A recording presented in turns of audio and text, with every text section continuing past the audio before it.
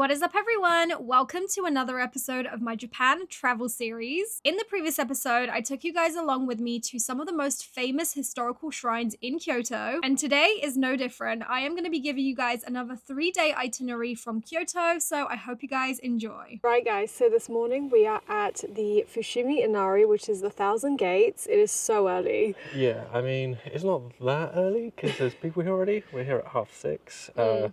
We got up at 5:30 and cycled here. Oh, it was so cold. It was cold. I'm in shorts. I've got a jumper, but I'm wearing a dress, and Matt's literally wearing shorts and a t-shirt. And I said to you, bring something, and he was like, no, I'll be fine. And then he was like, yeah, the ride didn't warm me up, but I'm excited to go to 1,000 Gates without it being completely rammed with tourists. Is that what this part's called, the 1,000 Gates? Yeah. So this would normally be just packed with tourists and people. So, you know, coming early and waking up early, although it's difficult, and trust me, you can tell by my eyes, I'm very tired. I think it is 100% worth it because you're just gonna get a whole different experience. I mean, suddenly a bunch of people have just turned up. So if this is what it's like at literally almost 6:30, it's going to be crazy later on. Right, so we are walking through now and it is really stunning, but I have to say, even at this time, there is just so much people here.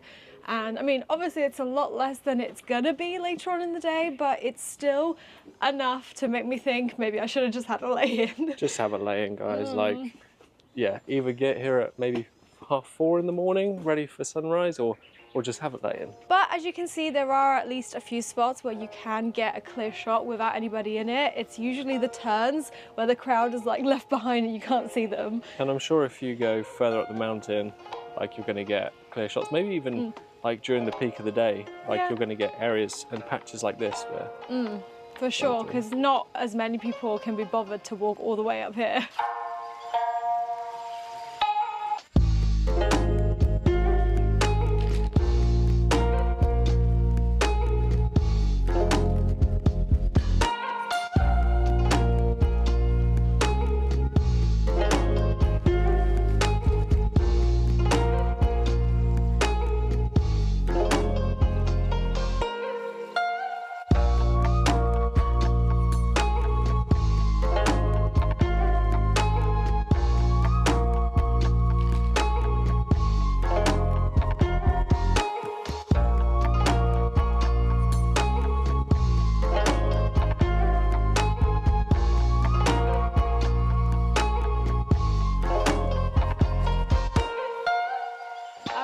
So we have made it to the top of this viewpoint, and as you can see, we've got Kyoto right behind there, which looks so stunning. The walk up wasn't too bad, but there is a lot of stairs. So we're only about maybe 3/4 of the way there. And I think there's like another 20-minute walk up even further. But from what we have gathered from like other people that have walked down is that this is probably like the main viewpoint, and it's not really worth it to go any further than that because when you do, there's not really a viewpoint. But I mean, if you're here, you might as well go for the walk and just see for yourself.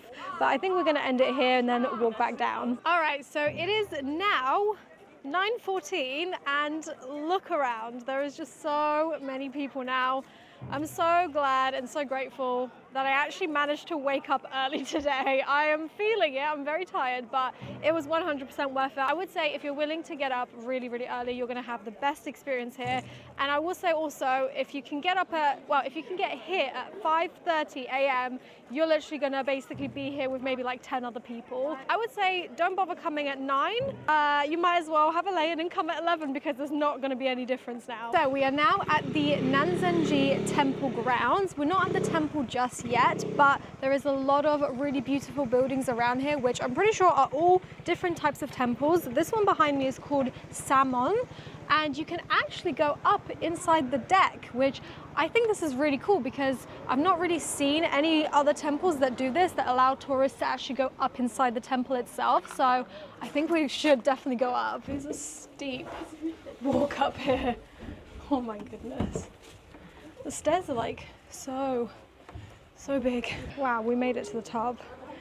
This is amazing. Look at the view from here. Wow. Stunning. You can really see the details of the roof as well. These are made from like metal tiles. Wow, the views are just amazing from here. Look at that. Just incredible. And the architecture up here is honestly so cool. Look at these doors. The flooring of this place is literally made of such thick bits of timber. They could basically be a tabletop. Wow, there's even more to see on this side. Look at all the structures around. So beautiful and scenic. So over here, we're looking at a building called Hato, and behind there is the Nanzenji Temple.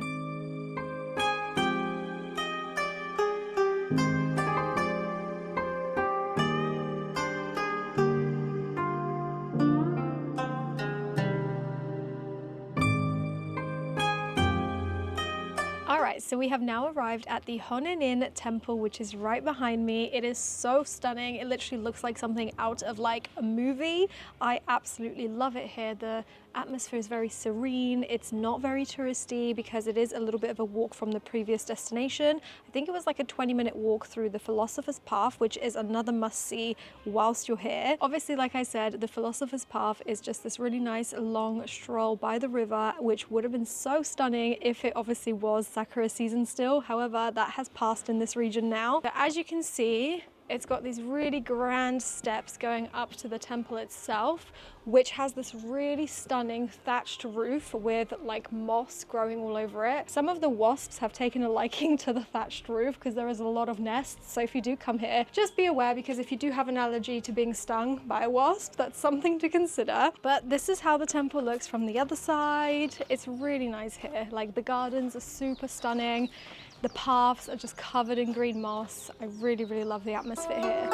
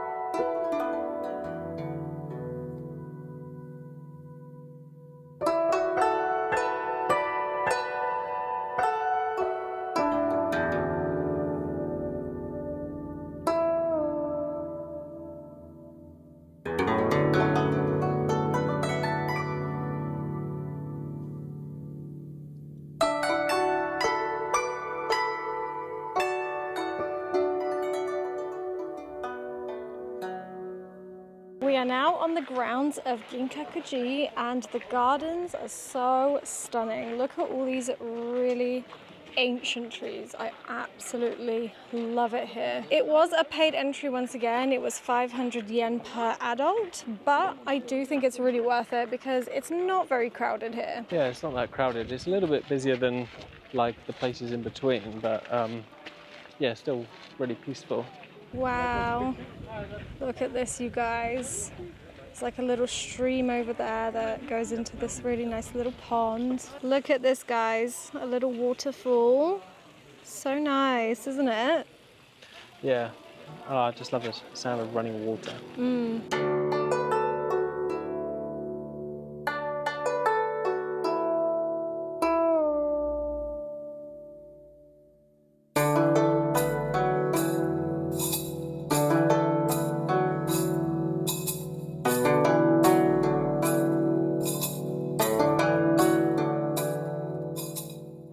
So we are now at the Arashiyama Bamboo Grove, and it is about 1 p.m. right now, and as you can see, it is absolutely packed here.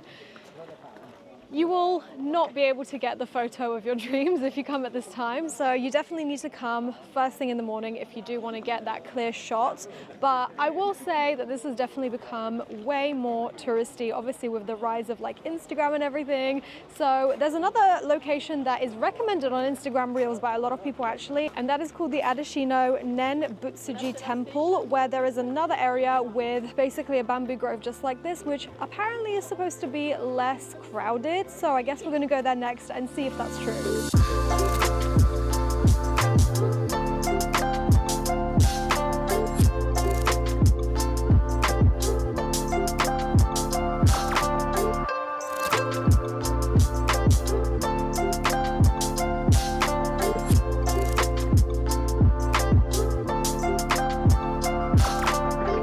so we have made it to the Adashino Nembutsuji Grove. This is the bamboo grove, and I will say now, just as the reels say, I can definitely see that there is far less people here, of course. It is actually a paid entrance, which I wasn't aware of. I think it's like 500 per person, 500 yen that is. And I mean, yeah, it's still crowded, but nowhere near as crowded as the other place. So I would say this is a really nice spot to try and get away from the crowds.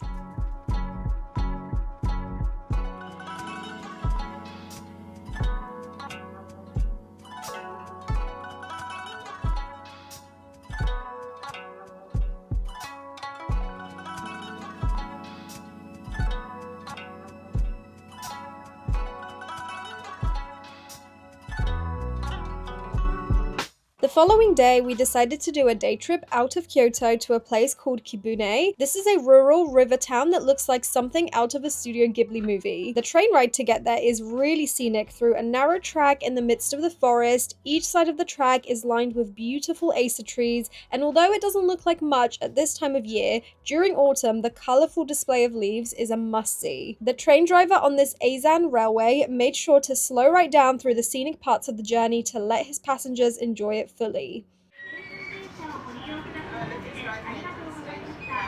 Alright, so we have just arrived at the Kurama station, and here is a map behind us so we can show you where we're going. Yeah, not everything's on this map, but everything, I think this side of the mountain is on the map.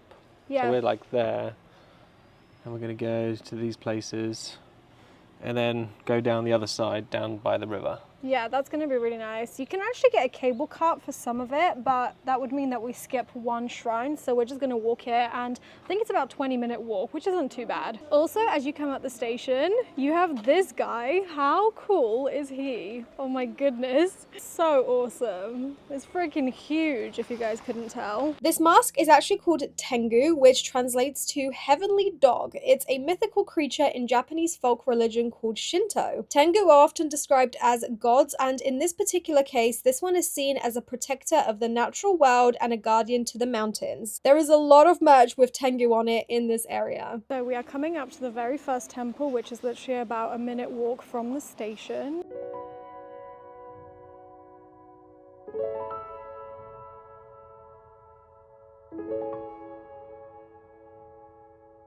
So it's actually a paid entrance to come onto the grounds and the walk that we want to do. So it's 500 yen per person, which I mean isn't too bad. All right, so we have got our tickets, and then we have this really nice big map so that we know where to go. And it's really beautiful here. There's literally virtually no one here apart from a couple of people. It's very, very serene, away from the crowd, so it's definitely worth doing.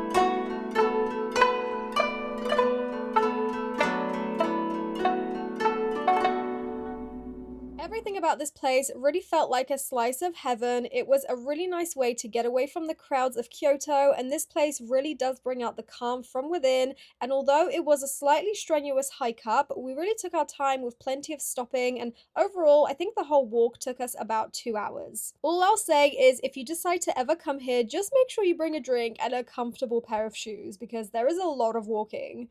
After we climbed these huge stairs, we were greeted by one of the main temples on this scenic walk, which is called the Kurama Temple. It's one of the closest temples from the train station, and it was very impressive. As we were there were still a few sakura trees still in bloom, which really made it even more special.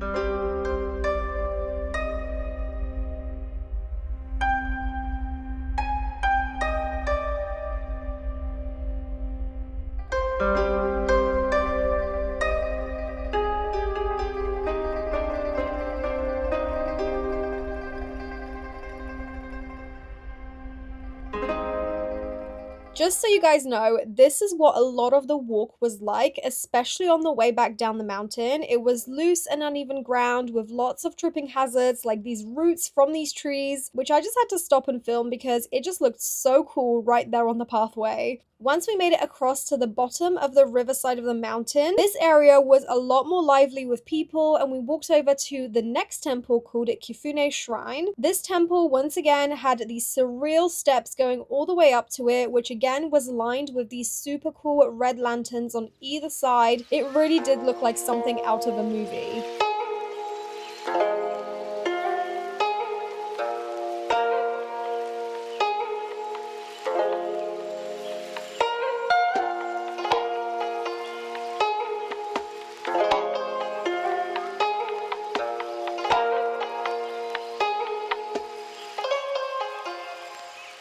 Absolutely loved our day in Kibune, and even though it's a little bit out of Kyoto, I'd say it was actually one of our favorite days out in Kyoto, just because we really got to see what natural Japan has to offer unspoiled by tourism. I really hope you guys enjoyed today's vlog, and in the next episode I'm also visiting Nara Park, which I'm really excited to take you guys along with me to. Thank you guys so much for watching, and I'll see you guys next time. Bye!